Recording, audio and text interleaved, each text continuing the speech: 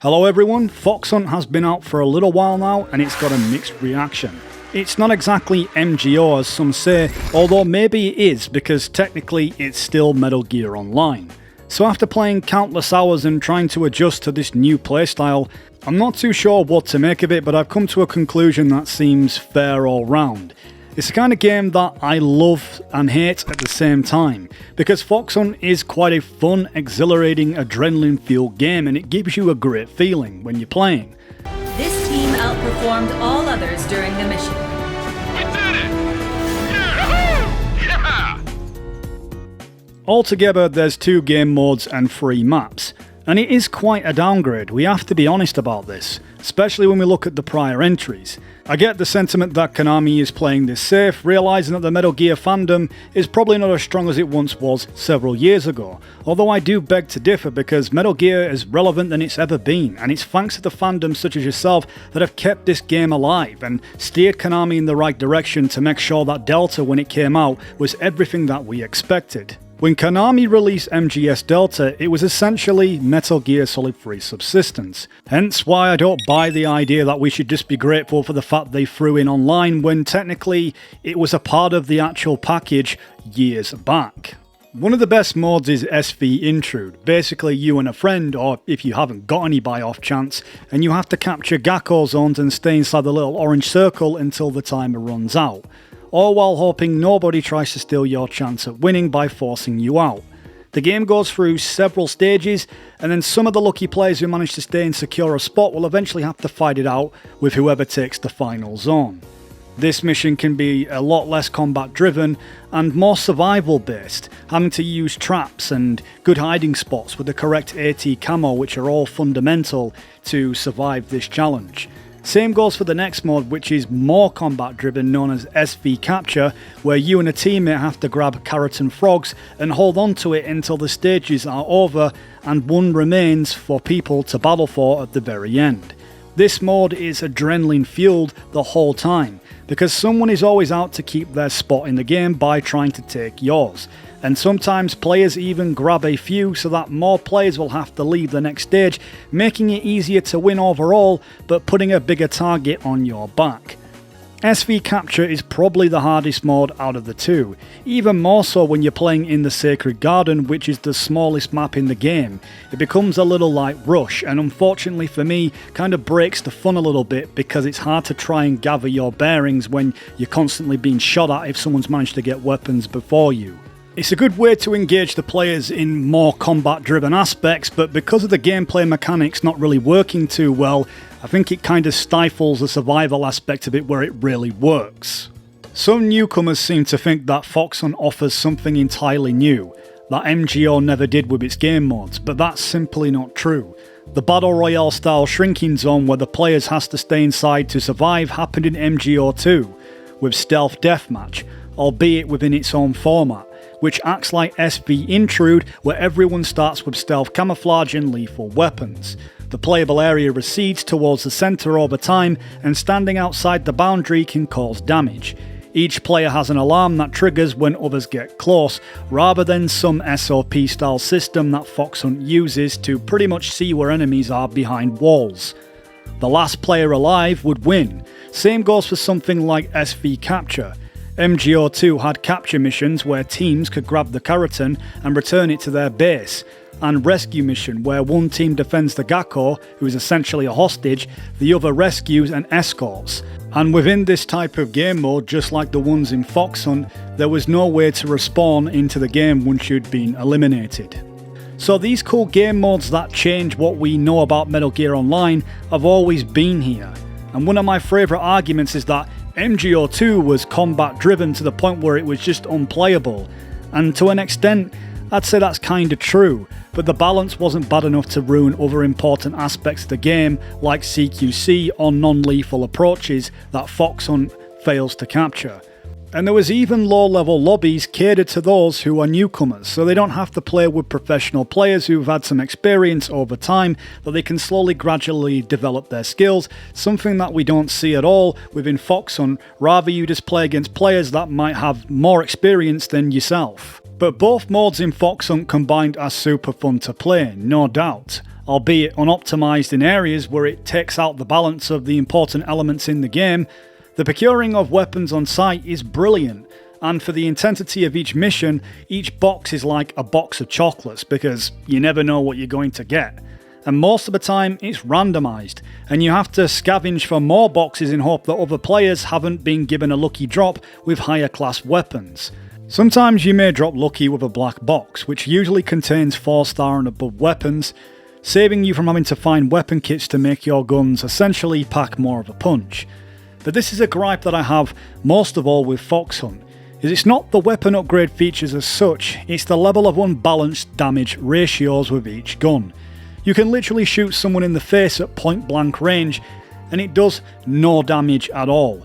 Surprisingly, even with powerful weapons like LMGs or shotguns and explosives, and even traps sometimes, and when these weapons are upgraded to the max, still require an unnecessary amount of shots to kill the enemy.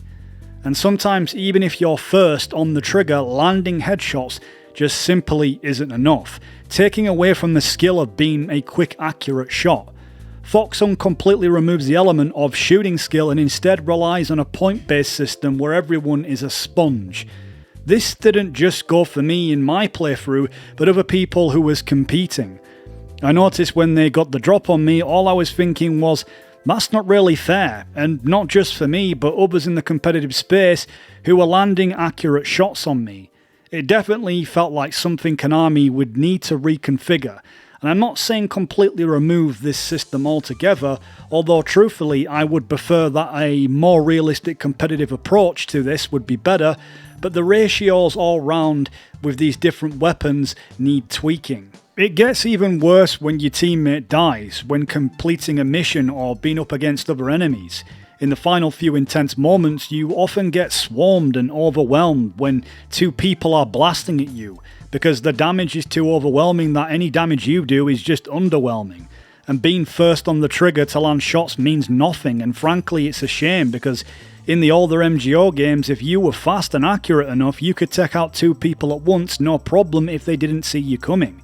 Whereas in Fox Hunt, you could be well hidden in the grass and take the stealthy shot, but if they know where you are, they can instantly just take you out, making it where if you're on your own, almost impossible to win a mission on your own. I like how Fox Hunt though forces you to be more methodical in how you gather your weapons, using your AT camos effectively, which act as a layer for one-shot bullet protectors in case you get spotted, and the encouragement of team effort to win, because trying to do it solo if your teammate's gone is really difficult. The menu function to keep or discard weapons is easy enough to use on the move, but it's also very essential to aid your teammates if they've run out of ammo or need medical supplies. Same goes for carrot and frogs in the SV capture to ensure that they make it to the next round with you. That altogether works as a great fundamental system. All of these systems above work, and they work well, but they are flawed in aspects. Fox Hunt lacks variety in all of its mods and competitive spaces, so instead of perks for guns, it's just upgrades through weapon kits. Konami should have had a mode where guns are tied behind skills and upgraded through leveling and experience and so forth, just as before, even if there was a small selection to allow players to have more of their own unique playstyles. Guns still could have had been procured on site and randomised, or just a simple loadout menu before each game with attachments unlocked through leveling. The progression system is very simplistic, tied behind loot boxes that give a selection of drops such as character skins that can be upgraded if you happen to get a loot box with the same character, extending either life regeneration or stamina. This also goes for AT camos, which also offers certain abilities, albeit very limited. Fox Hunt does have a progression system by all means, it's just a shame that they're randomised with experience points behind them that you use to buy loot boxes. Other than that, you just get radio commands. If you're looking for simplicity, Fox Hunt is just that. At times it also feels like the gameplay is unoptimised for a multiplayer experience, compared to single player. The aiming and shooting is fine, but the movement can be slow and rigid. Some complain there's not even a sprint function, but that's something minor in the grand scheme of the overall gameplay where it counts. CQC is absolutely dreadful, and it's a shame because the new stamina gauge system is one of the best things I've seen in a Metal Gear Online experience, where just like in single player, you have to maintain your stamina. Running or overexertion just as rolling can make you more susceptible to non-lethal damage. Aside from healing, you can also eat rations to fill your stamina. And Foxon adds another smart element where you can acquire food off the environment to get some gains on the go. But sadly, the CQC is downright tragic, and just like the shooting damage, is poorly optimised. You can only slam an enemy to the ground. There's no holds or interrogations, human shields, choke, slit throat. None of them are available. Why Konami didn't just keep the functions that were available in single player is beyond me, because this would have been a welcome layer to online. The art of using CQC is unreliable mostly and just terrible. You have to keep stupidly close to activate it, and even then the prompt function doesn't always register accurately. A problem the single player function experienced with the slow input. It becomes so generic to use and lacks any character and intensity that the originals clearly perfected. Mostly you just slam the enemy to the ground and quickly kick them to knock them out in hopes that their stamina gauge is low. Either that or you're having a terribly slow punch and kick match until someone's teammate just blasts you with a gun. Worst of all, CQC becomes unusable when you're in crouch mode, something that didn't matter in the previous entries. It's evidently clear to see the level of professional programmers back then compared to now, where truly these devs did a poor job in capturing the brilliance of hand-to-hand combat what we saw years back, no doubt about it. Attacks are just super slow and the animations are lacking. For example, using the knife no longer has the ability to kill in one shot, plus the range in order to use it is deceiving. The stun function loses all of its meaning of the hard-fought attack non-lethally when the enemy can just call for help, apparently when they're knocked out as well. This also goes for stun duration as well as distractions, which are minuscule in comparison, and it doesn't really give you much time to react, which is a pain when you're trying to deal with someone's teammate at the same time. The other online games allowed the player fair time for achieving a non-lethal attack because they was quite hard to do. Now it means nothing, since you can just wear body armors in the game that protect every part of the body. Using CQC also becomes pointless in trying to disable the enemy in the most difficult and skilled way. The risk outweighs the reward when using CQC in Foxon, and it simply just isn't a skill issue. It's a clear indication that the game is poorly balanced and you have low standards. Foxon also lacks servers where players can just decide for themselves what game or map they wish to jump into unless they create a game themselves. And Konami's decision of getting rid of crossplay has stifled their audience massively in trying to find games, especially when if the people could play all together, that wouldn't be an issue. The game modes, whilst brilliant and fun, lack variety in their modes. Whilst the knockout stage is great, why not add a mod that allows you to play until the timer runs out, keeping players in the game for longer without having to go back to the menus and painstakingly wait for a new match. Some complain that they can't leave mid-game, but I'm glad they've added this in because it stops trolls and idiots leaving without having to exit the entire game and reboot, which in turn is great because in an essence all they'll be doing is just trolling themselves, and that kind of removes the idea of trolling, right? Another issue is the respawn times, especially towards the end of the stages, which has you wait for far too long to get back into the game. Also, this goes for respawn spots that can be a little too close to someone who's just fought their arse off in a game.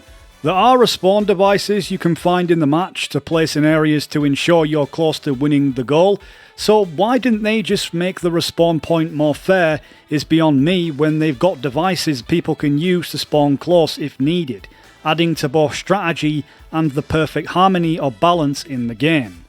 The MGS variety of styles of weapons is disappointing as well and should have been way more to choose from in weapon selections because other than that the shooting aspect is great and accuracy becomes better once you've upgraded. Sadly, Foxhunt lacks identity for the player.